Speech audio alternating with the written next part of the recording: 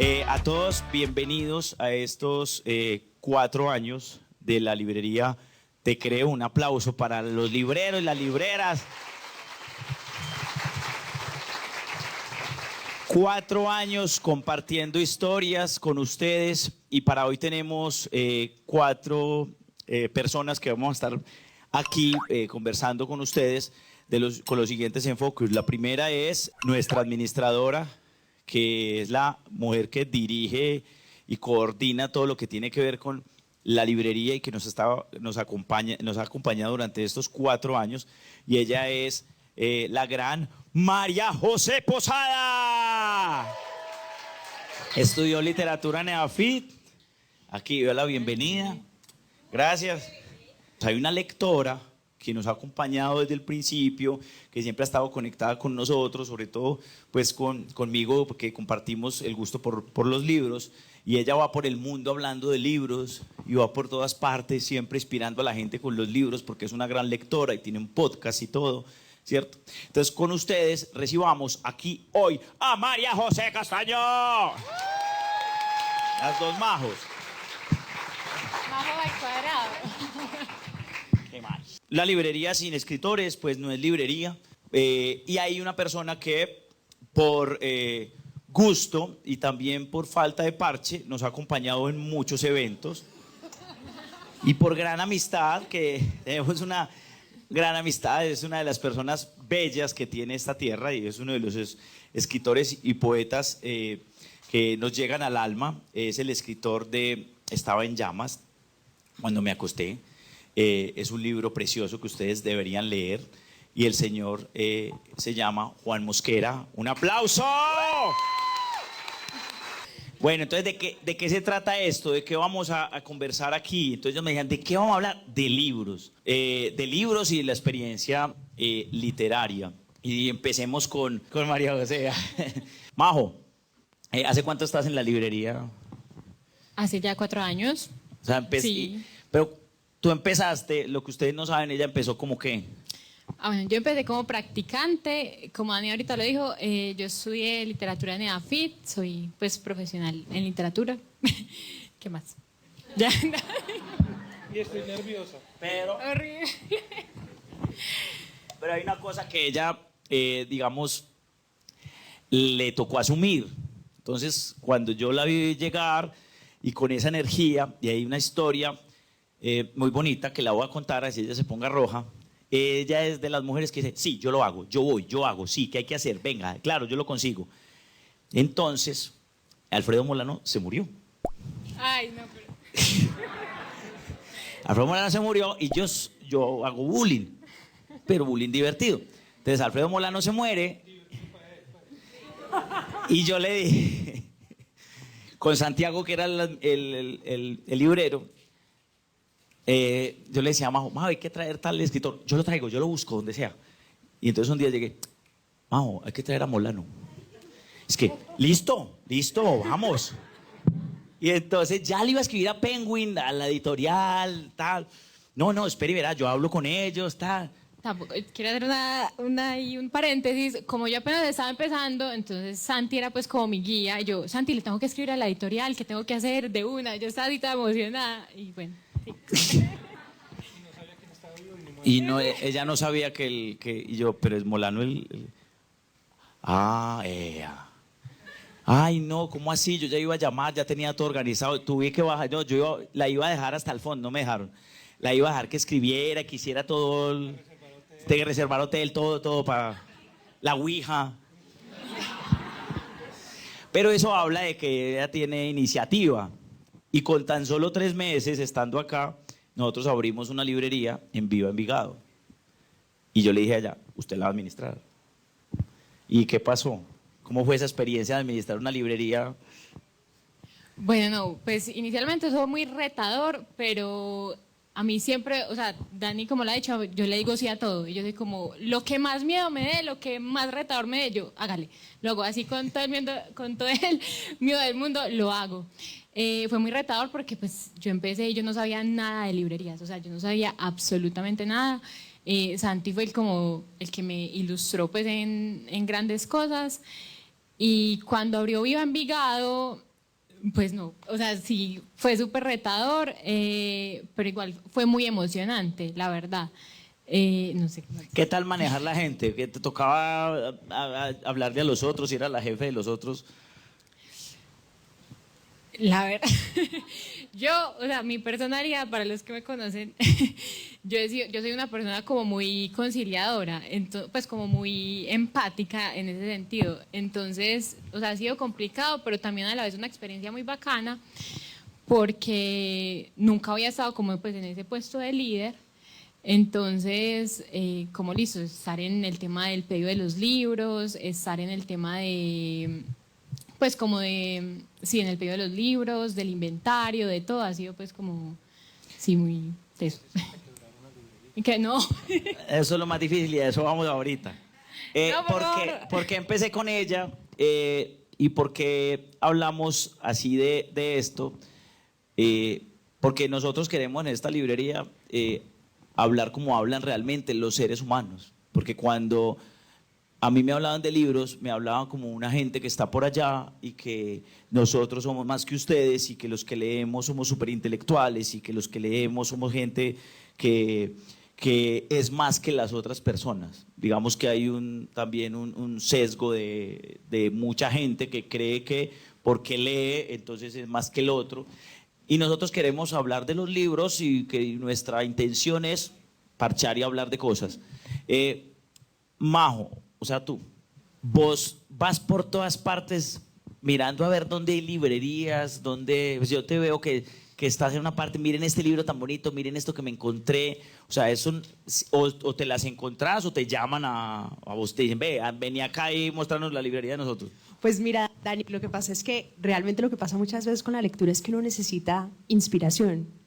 Y con los millones de millones de millones de millones de libros que hay en el mundo y las posibilidades, encontrar el libro que uno quiere, que uno está buscando y que uno necesita, porque además tú necesitas un libro cuando estás en duelo, necesitas un libro cuando estás enamorado, necesitas un libro cuando te encontraste una nueva amistad, o sea, necesitas diversos libros para momentos de la vida y es muy difícil encontrar ese libro que necesitas en ese momento. Y me di cuenta que las librerías juegan un rol fundamental en esa búsqueda. Primero, porque son espacios absolutamente inspiradores, o sea, tú llegas y ves esos colores, esas portadas, te llaman, son sexys, pues a mí no hay nada que me parezca más sexy que entrar a una librería, es como que alguien me invite a una cita en una librería, por favor, que me pidan matrimonio en una librería, todavía puedo casarme por segunda vez, creo, bueno, no, de pronto no, pero sí creo que son espacios donde uno llega. Y además hay alguien que es muy importante y es lo que llamaba Humberto Eco, estos mediadores que son los libreros. Y no hay ningún mejor algoritmo en la vida que un librero. Y uno va y le dice al librero, oíste, a mí me gusta mucho Stefan Zweig. ¿Y sabes quién me gusta también? Kundera. ¿Y sabes quién me gusta también? Pessoa. ¿Qué me recomiendas? Entonces ellos ya saben exactamente por ese estilo libresco quién te van a llevar y qué necesitas. Y yo creo que a la gente le da mucha timidez hablarle a los libreros, pero no hay nadie que sepa más lo que uno necesita. Los llamaba Humberto Eco los catadores de alma, porque sabían exactamente uno que necesitaba. Y es casi que, Dani, como ir a una farmacia. Y a mí me fascina ir, sobre todo a las internacionales. ¿A las farmacias? A las... También. Ay, sí. No, ¿qué pastilla me recomendás vos? La verdad, también. Pero claro, cuando tú vas a otros países tienes el acceso como a otro tipo de narrativas y culturas, porque lo que nos pasa a nosotros los colombianos es que leemos puro libro colombiano. Yo no sé si acá, pero digamos en la librería de Bogotá, en la Tornamesa, venden todo el tiempo a Sara Jaramillo, a Juan Mosquera, a todos los colombianos, y uno salirse como de estos contextos es conocer otros autores, otras voces, otras cosas que están sonando, pero sobre todo otras ideas. Entonces tú, por ejemplo, vas a Estados Unidos y el tema de la raza es fundamental, el tema de la inclusión es fundamental, el tema del feminismo, el género, y como poder acceder a esos otros mundos quedándose. O sea, yo voy y hago el plan tour de librerías, voy a esta y voy a buscar esta, y además me parecen súper sexys para las fotos también. Entonces, pues, muy instagramiables, es que obvio, también son las súper librerías guapas son las muy librerías. instagramiables. Bueno, y Juan, Juan lo conozco desde hace mucho tiempo. No, yo lo comparto aquí. Tranquila. Juan lo conozco de aquí, hicimos el lanzamiento de tu libro, que le ha ido muy bien. ¿Cómo va? ¿Cómo va el libro? Estaba en llamas cuando me acosté. ¿Cómo ha sido? Ha pasado como 2 años, 3 años. ¿Cómo va ese libro y que ha tenido varias ediciones y esto? ¿Y cómo ha sido la recepción ya después del calor de los primeros meses? Pasa el tiempo y cómo se sigue recibiendo ese libro. No, ha sido muy bonito. Son 2 años ya. Lo presentamos en la Feria del Libro de Bogotá. Esta semana anterior sacaron como el consolidado de los 15 libros más leídos, más vendidos, perdón, en los 37 años de la feria. Obviamente el primero es 100 años de soledad y el 12 es este.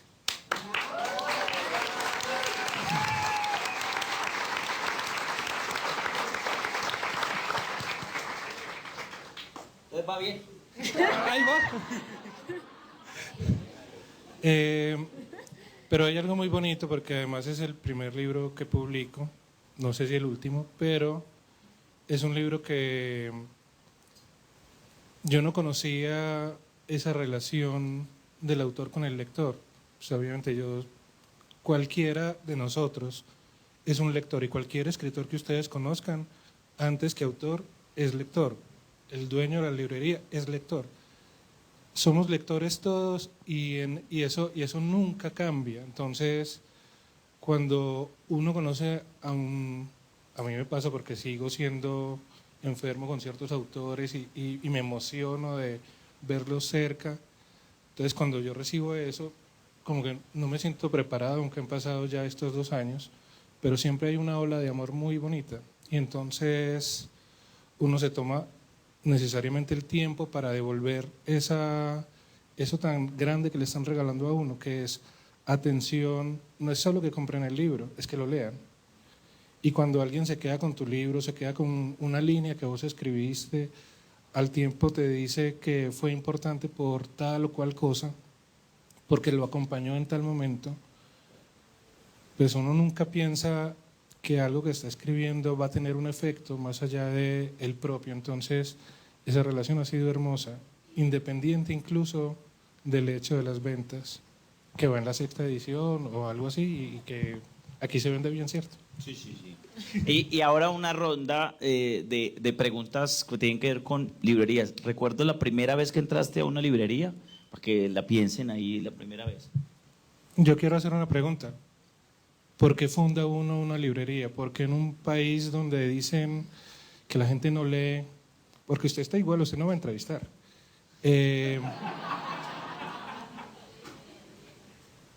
Contanos uno cómo se mete a esto. Pues hubo una librería, te creo, en Viva, no fue culpa de ella. Tuvo que cerrar. Es decir, solo por eso cualquiera dudaría de todo lo demás. Y tenés esa institución, ya vimos a los estudiantes y uno dice, yo puedo quedarme con la academia y funciona. Y tiene todo que ver conmigo como artista, como lo que sos. Pero además, y ahorita vamos a hablar de eso, todo esto ha devenido en el escritor que te has convertido. Entonces, pero hablemos primero de este asunto de fundar una librería. Muchas gracias por tu pregunta. A ver, no, es, digamos, un tema netamente emocional. Mi abuelo se muere y yo caigo en la cuenta que uno también se puede morir, ¿cierto? O sea, uno sabe todos los días que se va a morir, pero cuando pasan esas cosas es que uno como piensa como que empieza la reflexión de la vida, ¿cierto?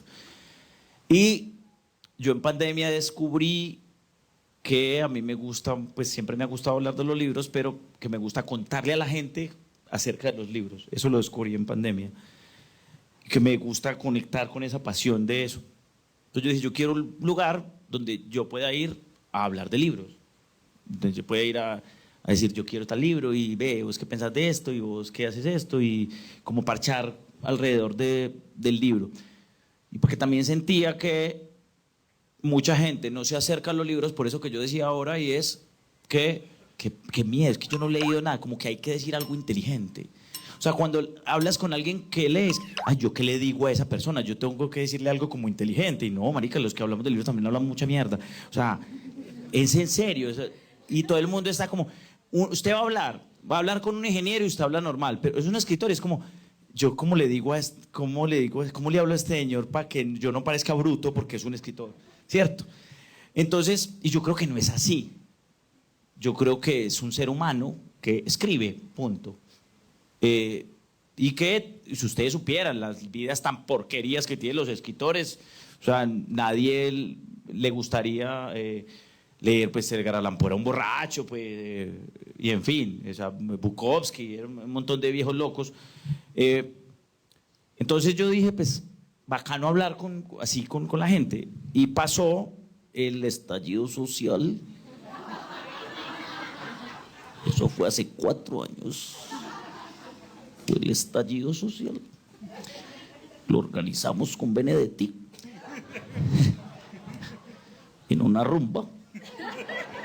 Estábamos ahí y me pasé de la raya y Saludos a la transmisión. me pasé de la raya en este momento y me pasé de la raya. Usted estaba en la rumba y Verónica estaba bailando al fondo. Y pero sí estábamos en el estallido social, no había insumos, no había cosas, y como que el país decía, ¿para dónde vamos? ¿Cierto? Y yo dije, pues este es el momento, o sea, cuando estamos en esas coyunturas es que hay que destapar como esas cosas distintas. Entonces la gente me decía, pero vas a hacer ¿por qué no esperas un año para hacer la librería cuando el país se calme? Y yo dije, no, ahora es que hay que hacer la librería, ahora es que hay que mostrarle a la gente. Usted no ve que la gente es desesperada por dónde ir, dónde encontrar alegría, dónde ir, dónde encontrar algo. Entonces le vamos a cerrar las puertas. Ahora es donde hay que hacer una librería. Más o menos es por eso, para hablar de libros. Y para pedirlos así como me dice Hilmer a lo traqueto. Que dice, este es el único que pide el libro así como, tráeme 3. Que yo le digo a Majo, necesito tal libro, así, para poderlo, porque yo soy el dueño, entonces, esa es la ventaja. Esa es la ventaja. Tráigame tal libro. Además, llega el libro y yo me llevo este. Dani, solo quedan 2. No, entonces ya solo queda uno. Para eso, así lo he dicho. La primera vez que estuviste en una librería, si te acuerdas. No, me acuerdo perfectamente. Imagínense que en mi casa todo era escaso. Pues como que de verdad no teníamos exceso para comprar nada en exceso, pero mi tía estaba muy obsesionada con que yo tuviera un mundo interior. Y mi tía era una gran lectora y era la que siempre me regalaba libros. Y le decía a mi mamá, yo creo que María José tiene que tener un mundo interior, y me regalaba libros. Y yo la veía ya tan fascinada leyendo que con ella empecé a compartir el amor por los libros, y ella me llevaba a la librería y me decía, escoge lo que quieras. Y yo, lo que quieras, escoge todo lo que quieras. En esta casa todo lo que puede haber siempre son excesos de libros. Y para mí fue muy importante porque era como ese vínculo de cómo desde el ejemplo una persona que es lectora, que es apasionada, que se acercaba desde una emoción muy fuerte a los libros, era capaz de transmitirme eso a través de esa forma de amor. Ella, cuando yo tenía 12 años, se murió de cáncer y para mí fue absolutamente devastador, pero me dejó el amor por los libros, y las primeras veces que fui a la librería fue con ella, con ese acompañamiento. Bueno,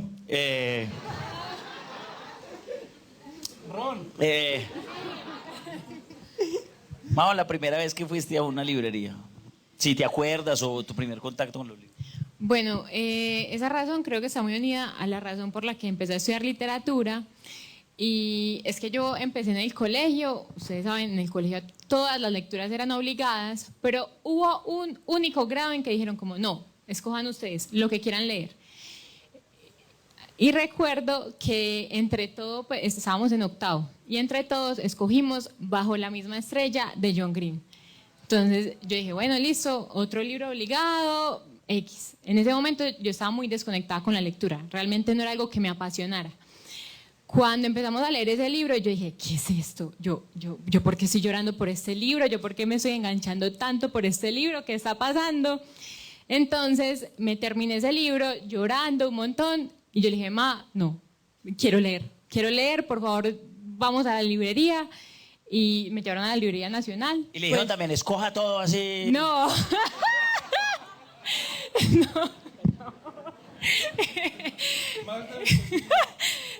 No tan así, sino que me dijo como, bueno, escoge uno, y obviamente salía pues como de esa plata que a uno le daban del mes, pues, y como la normalita, ¿cierto? Y seguí con novelas así, y recuerdo mucho que había un librero que, o sea, a pesar de yo estar como tan chiquita, me conocía mucho el gusto. Entonces, en todo ese tiempo, todo era pura novela romántica, pura novela de esos amores tóxicos que uno se odiaba y el otro, o sea, que entre los dos se odiaban, así, pura novela juvenil. Y como 3 años así, en la librería, y sí, eso es lo que recuerdo. Juan, ¿y vos? Yo creo que mi primera librería se llamó biblioteca y era la biblioteca del colegio. Yo entraba mucho a la hora del descanso porque yo era un niño muy enfermo, entonces realmente no podía salir a donde estaban los otros niños. Entonces me iba con dolor de cabeza a recostarme o lo que fuera. Y la primera librera fue la bibliotecaria y me recomendaba lecturas. Y bueno, a ella le decían, coja las que quiera, a ella se las deducían, a mí me lo prestaban. Entonces, hasta 3 o 4. Entonces, claro, yo creo que para mí la palabra librería funciona de la siguiente manera. Librería, muchachas y muchachos, es donde hay un libro. Y ese libro puede llenar toda una casa, un solo libro. Esas historias que hay ahí pueden alimentar a generaciones de una familia, un solo libro. Entonces, no había otra manera sino querer leer, porque además, como no podía estar en el patio, recibir el sol, la única forma de salir era entrando al libro. Y desde ahí hasta acá. Vea qué bonito y qué necesarios son las librerías y las bibliotecas en los colegios. Además porque, no sé si a vos te pasa lo mismo, o a ustedes les pasaba, en tu colegio había biblioteca Sí. y en el tuyo también. Y no sé, y les pasaba esto, en el mío había una pues muy precaria, pero era así el espacio como de silencio, como de tranquilidad, como donde no había todo ese barullo que a veces solo me ha pasado en las iglesias, en el centro o algo así, que uno entra a una iglesia y yo no sé cómo hace para que el sonido no entre hasta allá, y eso se queda como, no, es verdad, se queda como, usted entra a una iglesia en el centro y verá que usted siente como que el sonido está por allá afuera y que usted se encuentra como un momento de paz. Me parece muy bacano eso. Y esto, como estamos preguntando de lecturas y de cosas de estas, todo el mundo piensa que nosotros, que leemos, entonces leemos de todo. Y entonces le hemos leído a los clásicos y a uno le dicen, ¿y no te has leído esto? ¿Cómo no? Si todo el mundo se lo ha leído, es cierto. ¿Con cuál autor no han podido? Que usted arranque y diga, no, ¿qué es esto? Qué pena yo decir. Yo les voy a decir el mío para empezar la vergüenza, ¿cierto? Y esto además es horrible. Porque es top, o sea, es un top de top. No, Faulkner, pero es así, Faulkner. Yo empecé a leer El ruido y la furia y yo decía, yo no entiendo esto, ¿para dónde va? ¿Esto qué es? Y yo volvía y leía, yo me sentía bruto y volvía. Entonces me dijeron, no, es la edición, porque la traducción, yo no sé qué. Entonces me fui viví 2-3 meses en Inglaterra y yo dije, pues voy a practicar inglés con esto, a ver. Y empecé, no entiendo nada. No, es horrible. Eso fue hace 10 años. Han pasado, hace 2 años volví. Me leí Mientras agonizo. Me pareció interesante, pero tampoco, pues, pero todo el mundo dice que eso es, no, que eso es la última Coca-Cola del desierto. Y yo la verdad no. Y con Rayuela les fallé. ¡Ah, vio! Se van, les fallé. Es que además, claro, nadie dice eso porque todo no, vea, yo empecé, yo digo, pero que esa maricada es el orden que tiene que leer el capítulo 20 y devolvete al 70, ay no, que el 7, que devolvete, que no, que desespero. No, sí, con los cuentos, amo los cuentos de Julio Cortázar, me parecen maravillosos, me parece un cuentista de otro nivel, en serio. Sí, me parece un muy buen cuentista, o sea, mucho. no está en el promedio, está por encima del promedio de los otros cuentistas. Pero Rayuela, ¿qué es ese enredo? No, que anda los capítulos y empezar ¿por qué? ¿Por qué no me pones a hacer o sea, yo arranque a leer y vaya leyendo?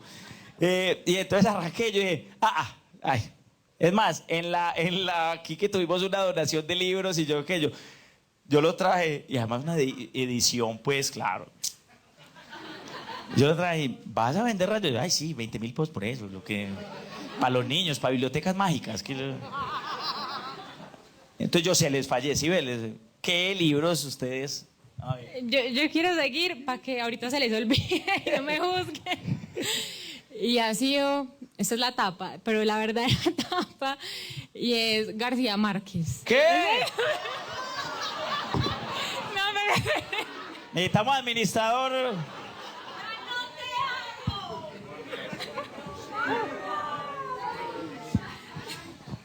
No se nos va a olvidar. Es que para qué no. Es que búscame la librera que no le gusta a García Márquez, por favor. No, pero... Doy contexto, por favor. García Márquez fue una lectura muy obligada en el colegio y en la universidad. Entonces era algo que... Pero algo que me lo obligaban y yo con eso no soy capaz. Entonces, o sea, como que cada vez que intentaba leerlo, no sé, como que me sentía en el colegio y yo decía que yo tengo que leer eso. O sea, no me lograba conectar. Creo que no he llegado al libro, pues, como de él para empezar. ¿Y no has empezado muchos años después? En ese momento no. Sí, yo sé la tapa, pero realmente no es que esté cerrada. Yo me comprometo, en un año yo la vuelvo fan de García Márquez. Yo me comprometo.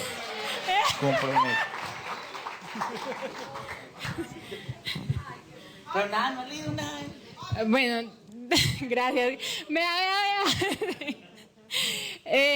Bueno, yo empecé 100 años de soledad y realmente, pues acá, confesando a un montón de personas, tenía que ver un trabajo de la universidad y cogí los pedazos que necesitaba. O sea, tan así fue obligado como la lectura en el colegio, que yo decía, ay, no, qué pereza leer eso. Entonces en la universidad fue como, no, tengo que coger los pedazos que necesito para el trabajo y tin. Y luego tú me recomendaste Crónica de una muerte anunciada, lo empecé a leer y me sentía otra vez en el colegio y yo, pucha, no, ¿qué es esto? Entonces yo en ese momento estoy como, no, yo no voy a leer nada obligada, tiene que ser algo que fluya. Yo creo que el problema es el colegio. Es del colegio, la verdad fue muy horrible. ¿Tú te sientas a leer con el uniforme del colegio, qué? Sino que siento que puede ser un poquito como no, sí, traumas del colegio. Es eso. Majo, obligadita, nada. Entonces no creo que logres, porque si sigues siendo el jefe y le llevas el libro, eso no va a funcionar. No, pero le tengo fe. En Esa serio. alfabetización se ve complicada. Pero 12 cuentos peregrinos. Entre por ahí. Es más, cómprelo ahorita que están en descuento.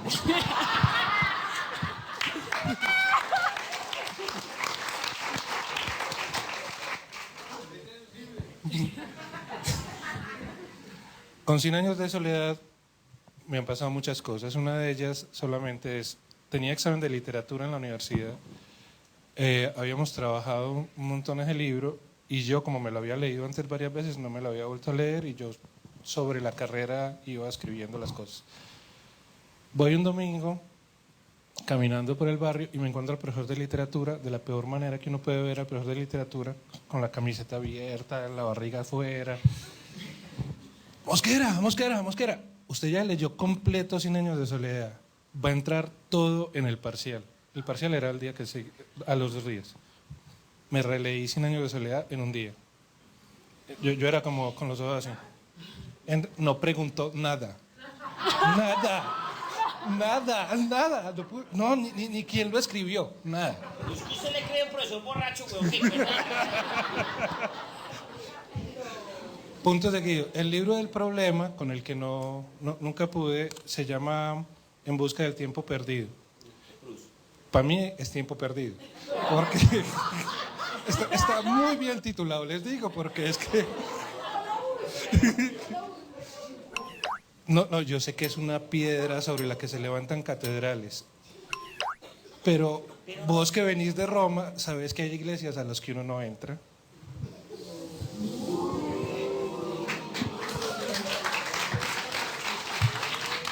Y la queso. Y la queso. Bueno, hay una cosa que es muy curiosa que pasa entre los lectores y es que empieza como un boom de conversación porque se pone de moda un autor. Y entonces todo el mundo empieza a decir, y ya te leíste ese y no sé quién, y entonces uno empieza a ver entrevistas y conversaciones y no sé quién y no sé cuándo, entonces se pone como in. Y a mí me pasó con Marvel Moreno, que todo el mundo quería que las brisas, que no sé quién, y yo, bueno, listo, si todo el mundo habla, porque si todo el mundo habla, si la boca, uno quiere leerlo. Oigan, qué vaina tan aburrida. Espero que no lo vendas. Difícil de leer, complejo, complicado. Y hay una regla lectora que ustedes tienen que aprenderse. Si el libro no los engancha, suéltenlo. Uno tiene solamente la oportunidad de leerse, si se dedicara a leer, 4.000 libros en la vida. Escójanlos sabiamente. Hay 50 millones de libros. Uno no tiene por qué gastarse un tiempo en un libro que no lo engancha, que no lo apasiona, que no le genera. Miren, nosotros arrancamos, ¿qué? 40, 50 libros al mes, 60 libros al mes. Y terminamos, ¿no? Bueno, pero uno termina 10, 7, 8. Pero hay que, es como los amigos, ¿no? Como No, sigue cuando uno siendo va- alto, pues. Ella todavía está con lo de lo que coja. Necesito, Lo que coja, lo que coja. necesito más vida social, creo. Pero realmente uno tiene como que, piensen que es como cuando uno entra a una fiesta y le presentan gente y le presentan gente. Las posibilidades de que uno conecte con alguien, así sea para una amistad, así sea para una affair, así sea para un amor, son muy chiquitas. Hay que darles 15 páginas y si no agarra, next.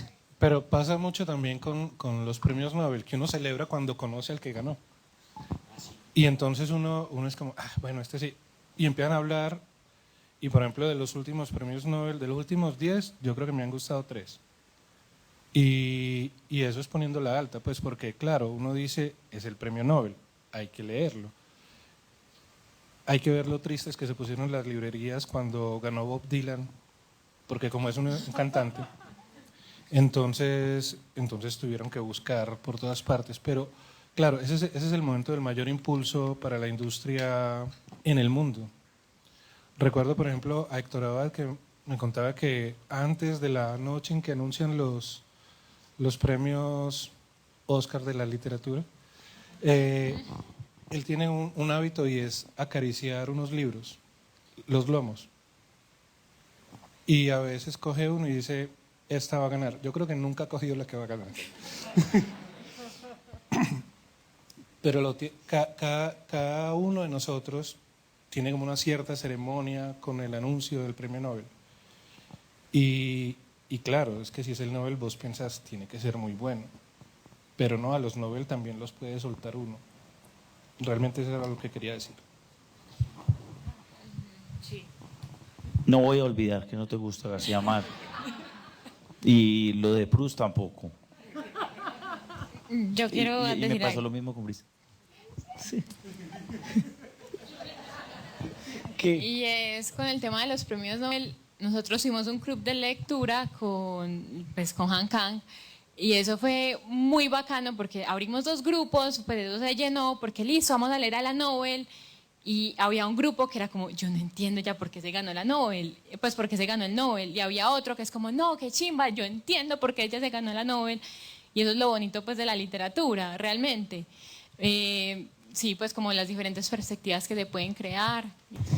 Bueno, dentro de esas decisiones lectoras, una pregunta para ustedes dos y ahorita otra pregunta para Majo, y es, ¿cómo toman ustedes la decisión de leer un libro? ¿Qué les interesa de cuando van a leer un libro? Tú hablabas ahorita de la portada y esas cosas. Cuéntame todo eso.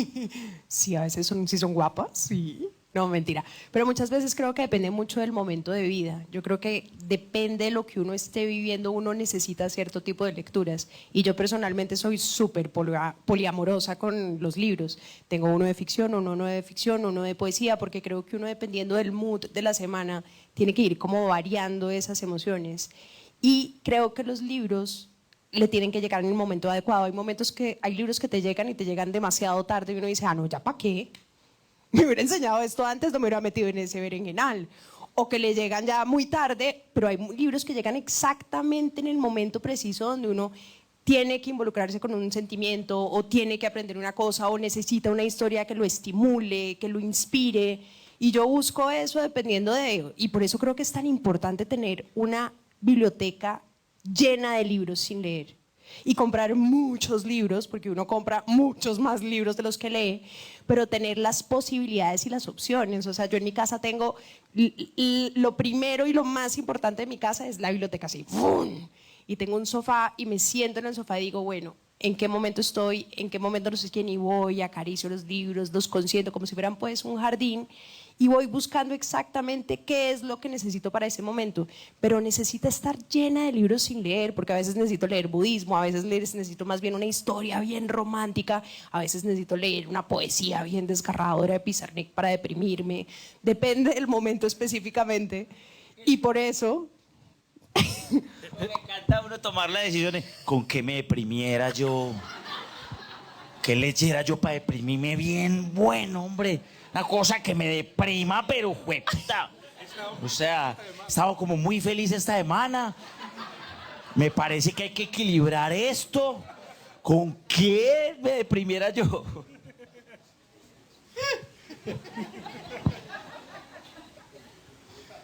Ay, ya no puedo. Bueno, Dice Cerati en una canción, escuchas canciones tristes para sentirte mejor. Y creo que tienes razón. Uno busca eso para sentir que otro está igual de jodido. Y a propósito, María José conversó esta semana con un muchacho que es maravilloso, búsquenlo, un podcast que se llama Grandes Infelices. Cuenta precisamente esas vidas de los autores que no tienen... Hace 2 días. A Javier Peña. Uh-huh. Ese podcast es, búsquenlo en su plataforma más cercana. Grandes Infelices. ¿Cuál era la pregunta? ¿Cómo escoges para los libros para leer? Con la mano, llego y... Y con la memoria no.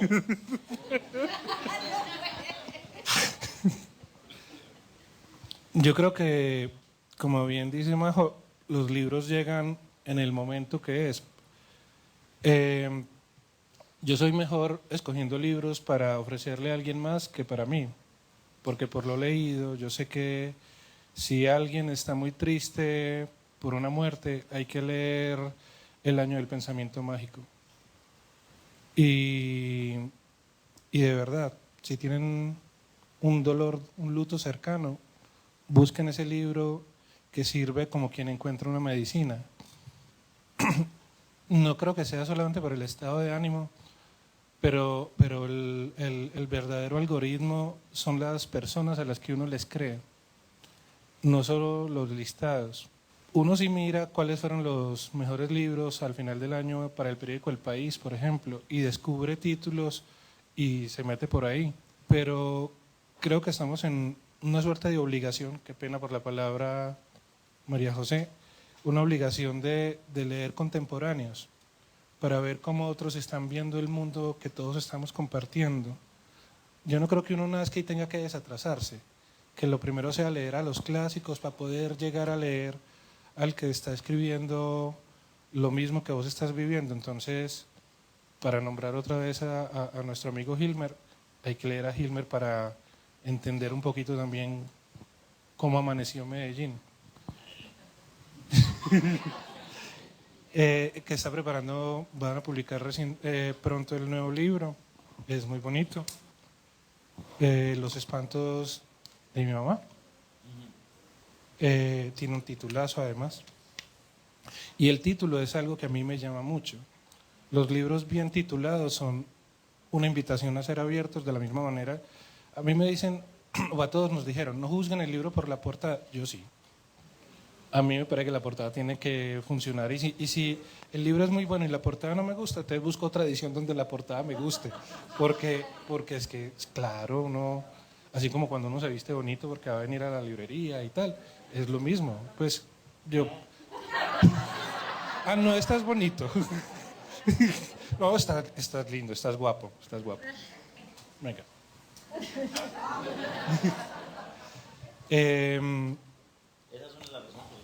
Esas son las razones por las que tiene una librería, porque pueden ir sin arreglarse. Porque no me gustan protocolos ni esas. Bueno, en fin. Mao, nosotros tuvimos, y estamos hablando aquí de la historia de esta librería, y esta librería tuvo una sede, ¿cierto? Una sede que se le ocurrió al fundador loco, desesperado por hacer cosas.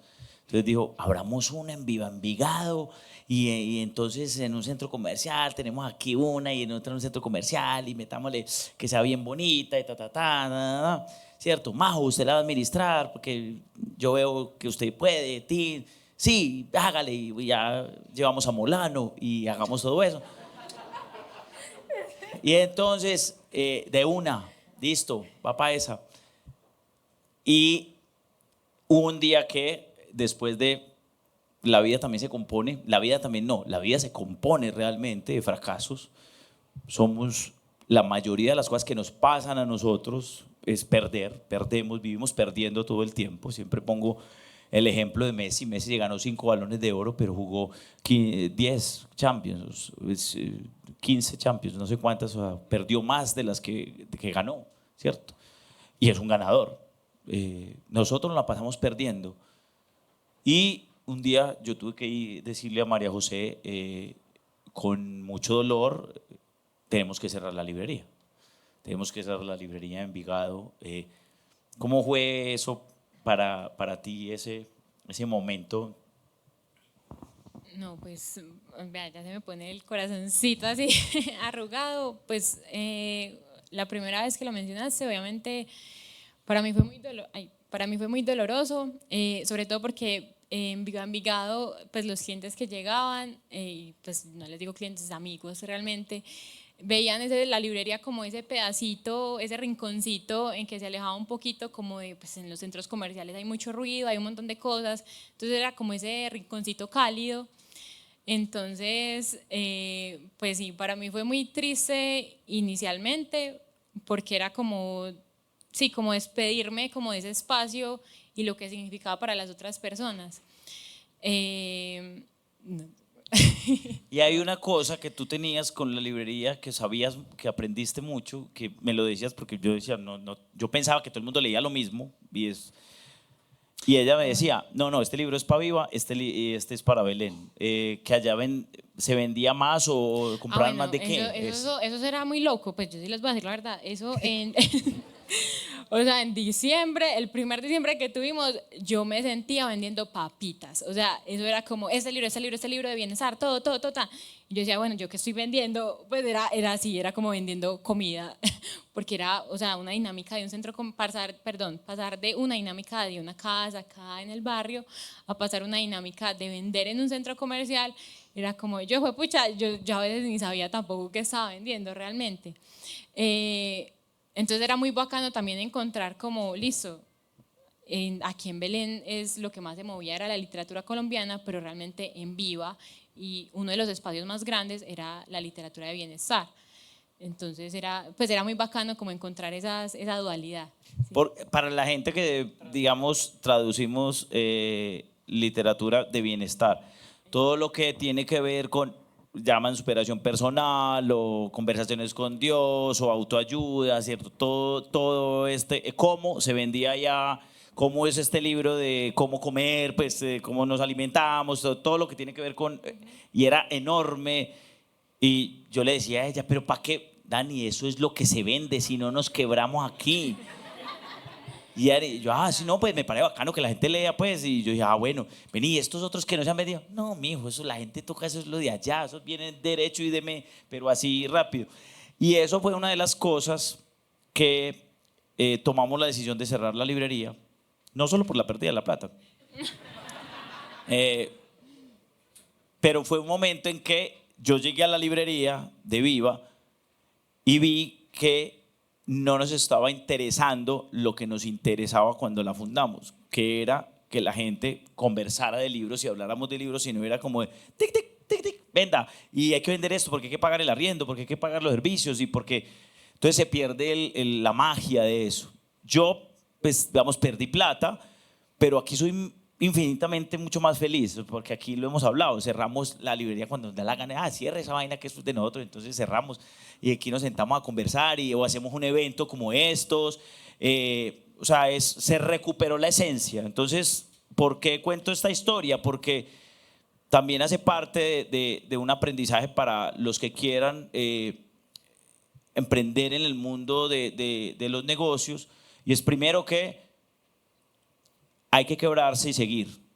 Y lo otro es, no pierdas la esencia de las cosas cuando las fundaste. Es decir, ¿por qué fundaste algo? ¿Por qué lo construiste? Si lo pierdes esa esencia de por qué empezaste ese proyecto, para y vuelve a barajar y arranca de nuevo.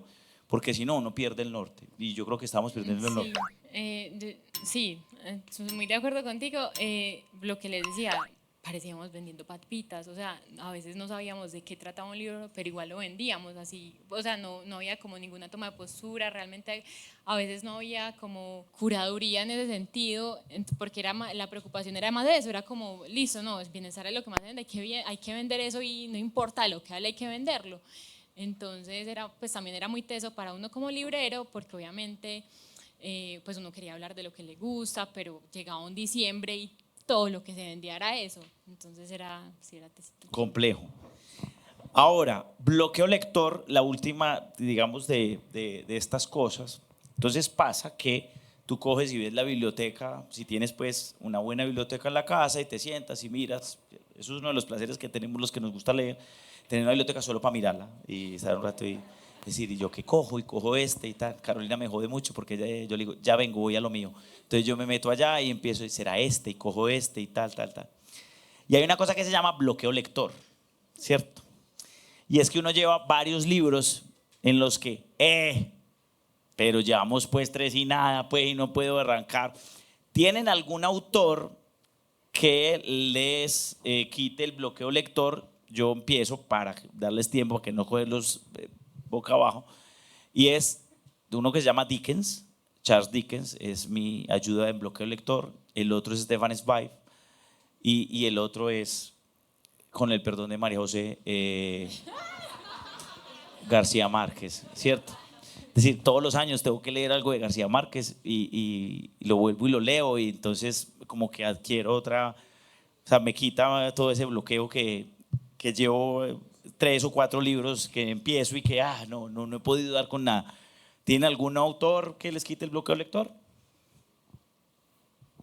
No, pues a mí más que un autor, lo que me quita el bloqueo es leer poesía, porque siempre es, bueno, y en la poesía me gustan muchos autores, pero entonces entrar a un poema me posibilita volver a una novela.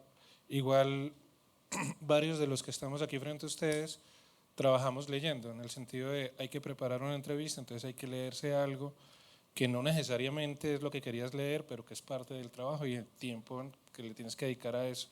Entonces uno busca algo que sí le guste, un poema, un relato breve, y vuelve al oficio de leer lo que le toca leer.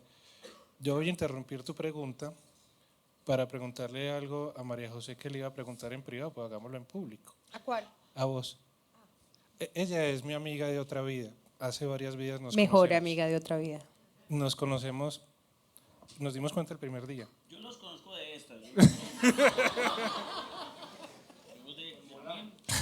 ¿A mí? Estamos bien. Todo bien.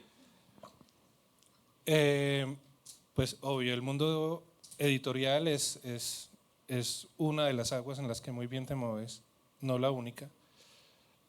Tenés el podcast, sos embajadora de librerías. Es habitual, obviamente, entonces que te busquen, porque si María José habla de este libro, eso puede impulsar no solo que lo conozcan, sino que lo lean y todo lo demás. ¿Vos qué haces cuando te buscan y te ofrecen un libro que no te gusta? Y vos podés decir, no, sabes que yo de este libro no hablo para no hablar mal, o qué haces en situaciones así? La verdad, tengo ya un mensaje predeterminado. No, es en serio, es en serio. Sí, sí, sí. Sí, porque creo que o sea, la gente cree que porque uno lee, va a leer cualquier cosa y no es cierto, no es cierto, uno no lee cualquier cosa y ahí volvamos a la regla única y última del lector, uno lee lo que se le da la puta gana, perdón, no dije groserías, pero efectivamente, pues obviamente uno está muy movido por sus intereses y no hay nada peor en la vida, nada peor en la vida que uno leer un libro que esté obligado. Y evidentemente, pues, o sea, hay unos libros fascinantes y hay libros que a uno sí le llegan y uno dice, oiga, qué chévere leerlo. Pero a mí me parece como también muy difícil cuando hay una expectativa de lectura, porque pues también uno piensa esa persona que lleva 3, 4, 5 años escribiendo un libro, súper emocionado, pero de todas formas es una energía y es un destino que uno no está para todos los libros. Y a mí me mandan a veces libros de ejercicio y yo digo como, no amigo, aquí no fue fitness. Sí, no, pues, o no, ya me gusta hacer ejercicio, pero no me gusta leer sobre hacer el ejercicio, prefiero ir a salir a trotar o ir a salir a hacer la cosa de manera efectiva. Pero sí me parece como que una de las cosas más importantes es entender quién es tu lector. Y uno no es el lector de todo el mundo.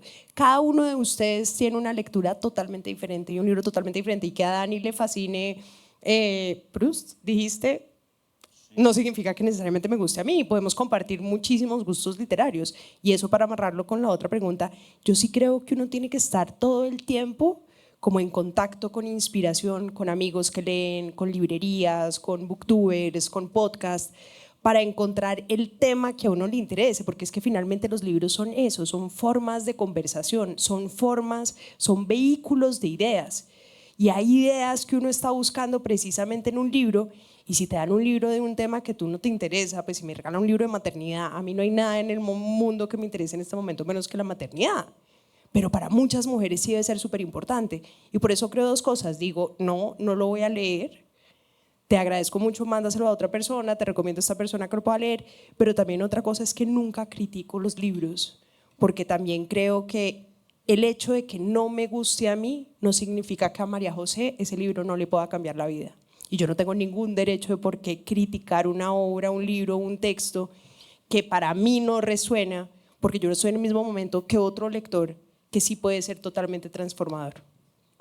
Sí, eso es, además que uno sí le mete como, a mí me gusta esa conversación con los libros, pues de libros, es porque uno dice, ¿cómo que no? Pero ¿cómo que? Y es como ese despertar de la pasión, y uno se vuelve hasta hincha o evangelizador y tal, pero ¿cómo se te ocurre? Es como yo le dijera a ella, María Mercedes Carranza, pues una bobada, vea la cara. No, sí me entiendes, es como uno va cogiendo esos, y de eso se trata, y eso es lo que nos gusta a los que leemos. Otra de las razones es porque la gente que habla de libros, el resto de la gente le saca el cuerpo en las fiestas o donde sea, entonces no encuentra gente para hablar de libros, ¿cierto? Entonces aquí generamos ese espacio. ¿Tienes autor para el bloqueo lector? No. Ah, ¿verdad? No, nunca. No, pues es que era lo que decía, creo que para el bloqueo lector, hay momentos en la vida en que uno está bien tener bloqueo lector. Pues uno está en coyunturas donde los libros no le resuenan. Pero para lo otro sí creo lo que decía ahorita, la inspiración. Uno sí puede buscar, no hay nada, si hay algo más rico que leer es hablar con amigos de libros. Y yo creo que uno debería normalizar salir en dates con amigos para sentarse a leer y tomar un café. Y tener un día adicional a la semana para leer, institucionalicémoslo.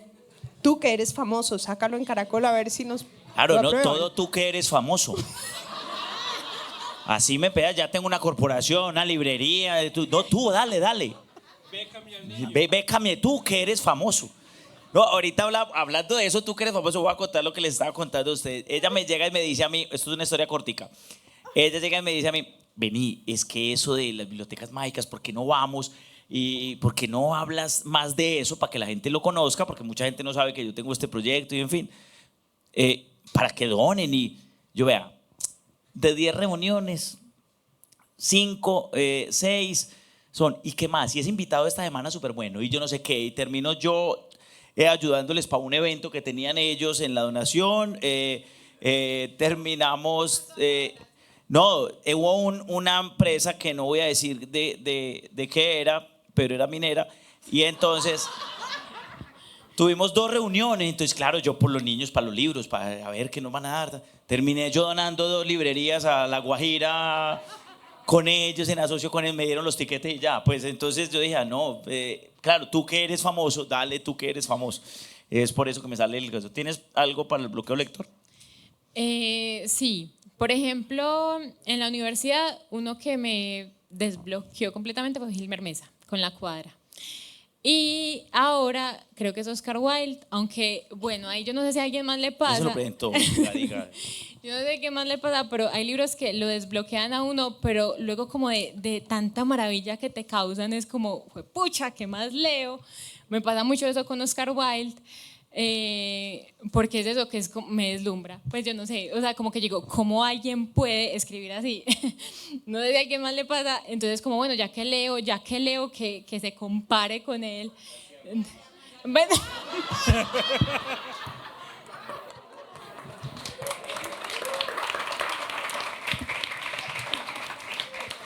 Está bien.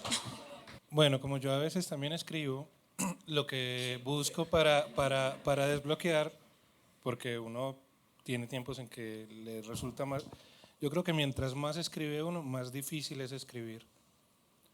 Y lo podría saber, por ejemplo, entre nosotros una deportista con récord mundial en algo, que no se vuelve más fácil la competencia porque llevas más tiempo en el agua. Al contrario, es más difícil, cada vez es más difícil.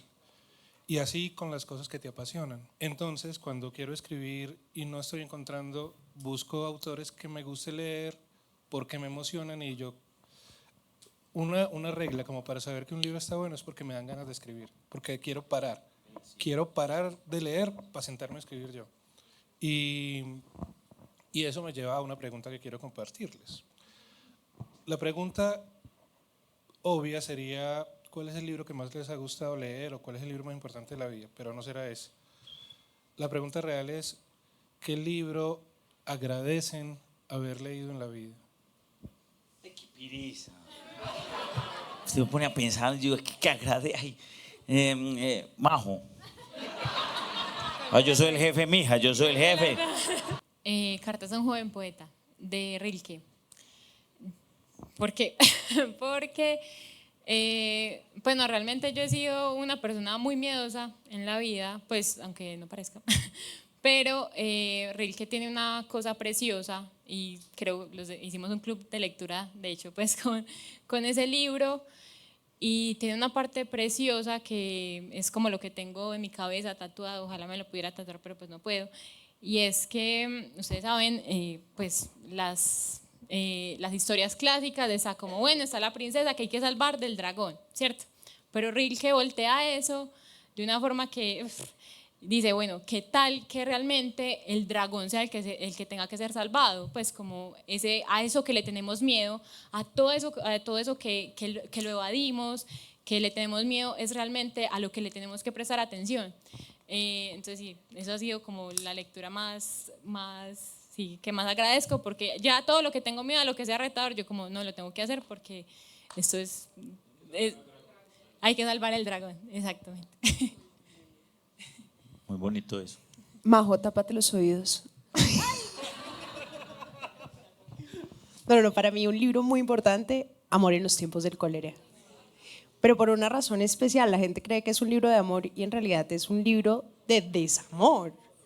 Y es un libro que a uno le enseña algo que a uno con la vida le ha costado mucho trabajo entender, y es que todos llevamos un Florentino Ariza, un fracasado interno que está así siempre enamorado y uno siempre es rechazado por el amor, ¿no? Es como esa frase que decía Jorge Franco, que en el amor siempre es como una fila y uno siempre está enamorado del de adelante y el de atrás está enamorado de uno, y que muchas veces, o sea, que de verdad el amor es una coincidencia casi que demasiado difícil y demasiado mágica.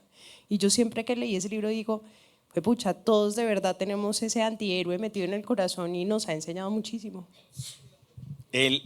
Una conferencia que dio Barico acá el año pasado fue sobre eso, sobre lo único que hace que nosotros nos encontremos, que conectemos, es el amor. El amor es lo que hace que conectemos, cuando una pareja se encuentra con el otro, cuando los amantes se encuentran, cuando el amor, es la mejor coincidencia que se puede dar. Esa conferencia fue preciosa, está en Confama, creo que está subida en YouTube y habla precisamente de eso que tú hablabas y habla del amor en los tiempos del cólera, la última página que es maravillosa. Y hasta cuándo vamos a seguir en este ir y venir del carajo que siguió toda la vida. Además que él relata con el tiempo, bueno, en fin.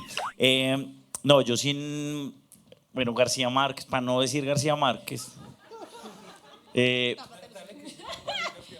de que, yo creo, no, yo sí creo que sin un hombre, y le agradezco mucho a ese libro, y ayer me lo mostraron, que no se editaba, y ya me mostraron una nueva edición, y me emocioné casi, me pongo a llorar de la emoción que Majo me mostró el libro. Se llama Un hombre de Diana Falaci.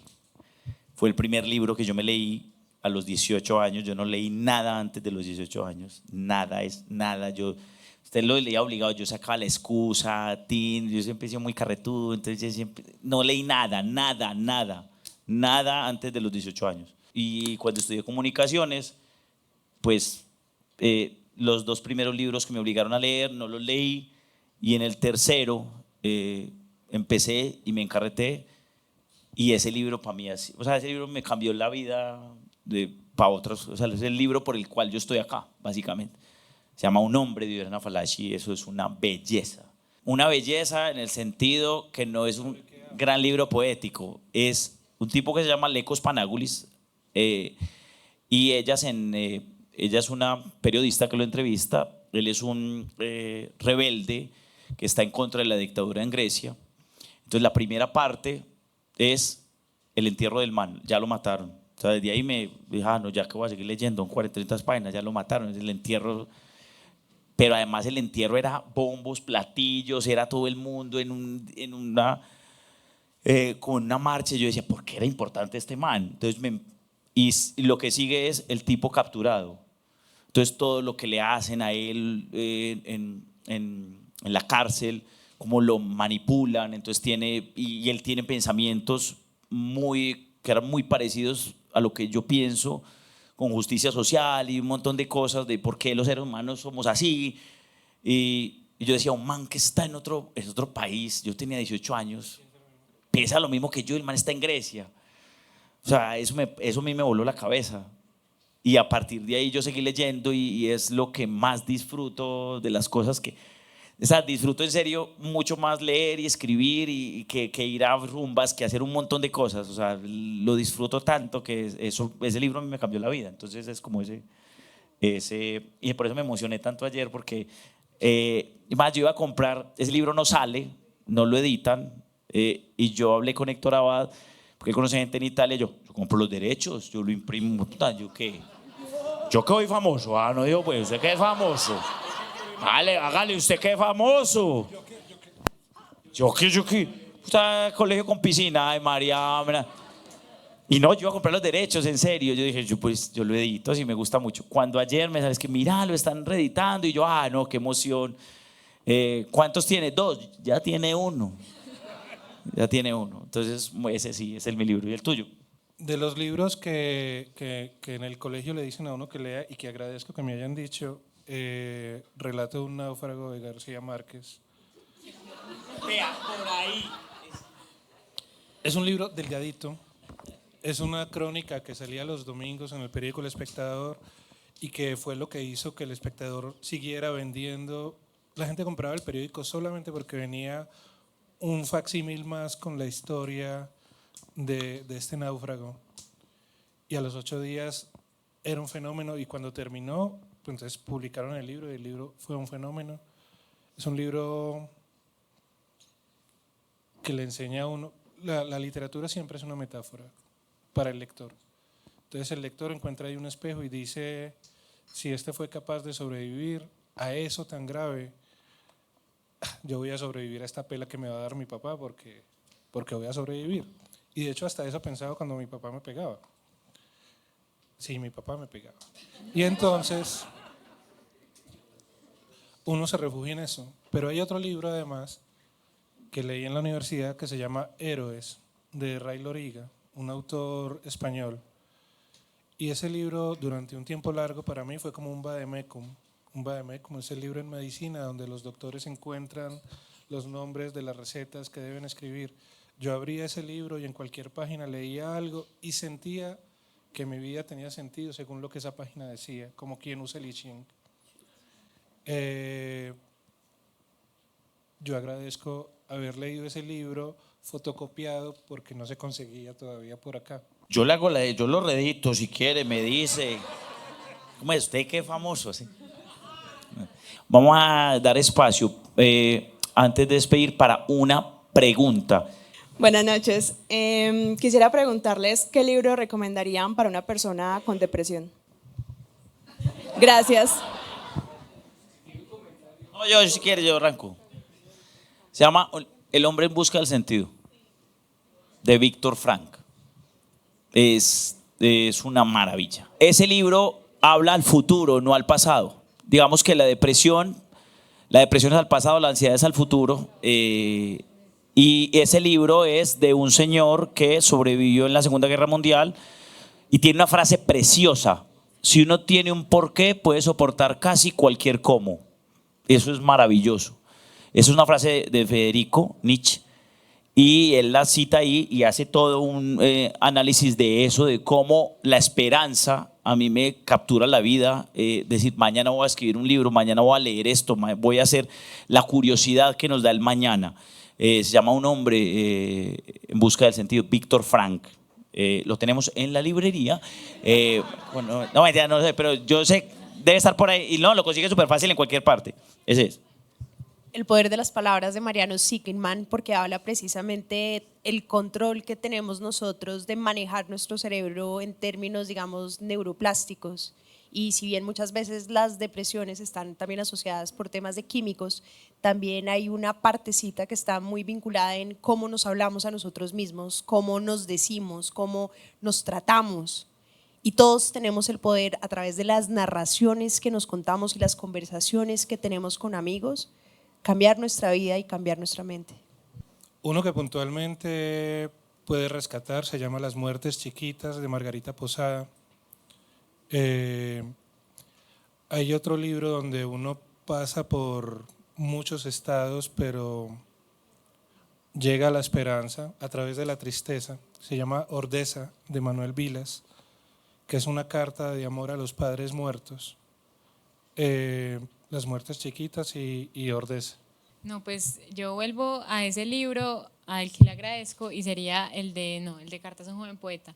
Tiene una carta especialmente dedicada, pues como si se la hubiese escrito a la tristeza, y habla un poco también pues como de habitar esa tristeza, pero no solamente pues como quedarse en ella, sino también hacer un proceso pues como un poquito catártico, de no renegarla, sino escribir sobre ella. Pues no es tanto como esto, bueno, no es que te dé herramientas como listo, dale, vas a salir de la depresión así, no, pero te enseña un poquito como a ver qué es lo que estás sintiendo. Es que es eso, conocer la tristeza básicamente, y siento que eso es muy importante pues como en ese tema. Que hablando de eso, y eso es una cosa que a los que nos gustan los libros, ve, pero ¿por qué lees eso tan triste? Y es porque la literatura tiene esa capacidad de sacar lo bello de la tristeza. Y entonces uno dice, esto es muy duro, pero es tan bonito como está contado. Y nosotros vivimos sacralizando la alegría, sacralizando la felicidad, ¿cierto? Y la tristeza es creadora, la tristeza es la que, donde emergen y brotan las cosas. Cuando usted está en felicidad, no reflexiona. Usted nunca reflexiona en felicidad, usted no está, gracias a Dios pues, porque imagínense esto bailando, ay qué chimba como estamos pasando aquí, analicemos cómo estamos pasando aquí, no, ¿cierto? Porque es eso, es la tristeza como reflexión. Entonces me gusta esa recomendación. No, lo que yo quería sumar, y un poco lo decís ahí cuando hablabas ahorita del libro de un hombre. Hoy día vivimos, muchachas y muchachos, como en un momento en el que la gente le tiene miedo al spoiler. Como que si vas a ver una película en Semana Santa, no contés que al tipo lo crucifican. Y sí, lo crucifican, pero frescos que después resucita. Una historia con eso, un paréntesis. Mi papá es muy agnóstico, mi abuela era muy cristiana. Cada que estaban dando el mártir del Calvario, mi papá pasaba por detrás y decía, mamá, al muchacho lo matan. Y seguía para allá.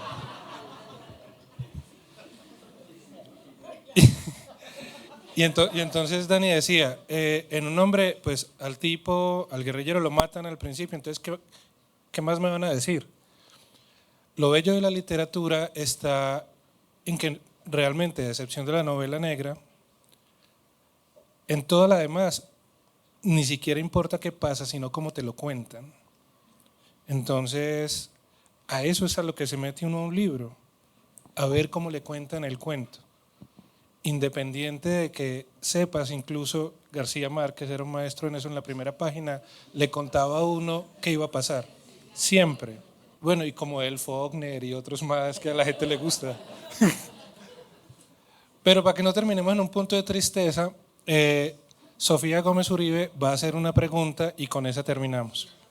Démosle un aplauso a Sofía Gómez. Sí, claro. ¿Ustedes saben quién es Sofía Gómez?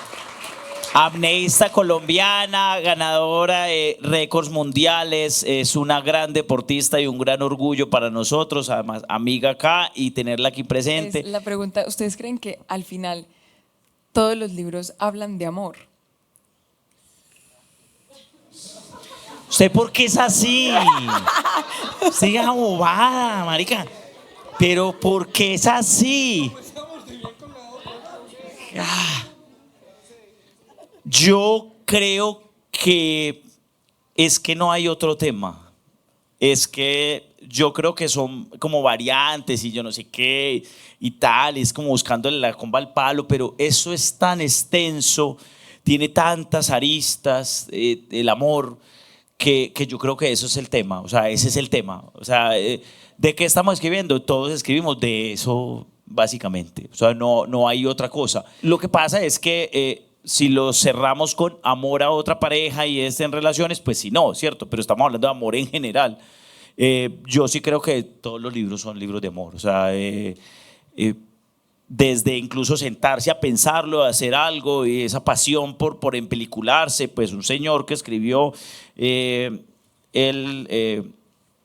y la Paz, que son 1800 páginas, a tinta, marica, sin Word para borrar, y entonces me equivoco y cojo la tinta. Eso es un amor por lo que está haciendo, desde ahí a lo que está contando. O sea, yo creo que todos los libros, yo sí estoy de acuerdo, todos los libros son de amor, para resumir el tema.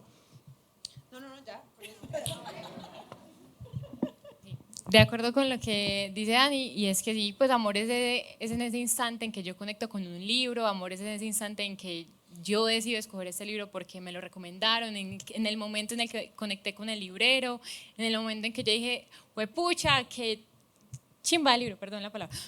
Cuando lo terminé dije, eso pues sí, al final terminan todos como uniéndose por eso. Adhiero a lo que ellos dos dijeron. Pero es que no solo los libros todos son de amor, la vida es amor. No hay otra forma de. Uno está triste porque alguien muere porque lo ama, incluso después de muerto. Hoy está cumpliendo años de muerte mi papá, que se murió con tan buen tino que siempre daba con el Día de la Madre. Entonces, era un día doloroso, pero amoroso. Es decir, lo que no nos importa, no lo convocamos. Y lo que nos importa es porque lo amamos. El amor también de pareja, pero el amor al océano, pero el amor a la literatura. Pero decidir venir un sábado a esta hora, estar aquí, es un acto de amor. Que la gente se congregue por una palabra.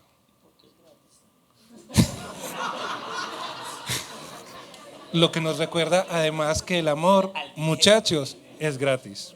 Es difícil, pero siempre es gratis. En un mundo que hoy nos ofrece odiar con tanta fuerza, muchachas y muchachos, escojamos amar, aunque no sea popular, porque eso es lo necesario.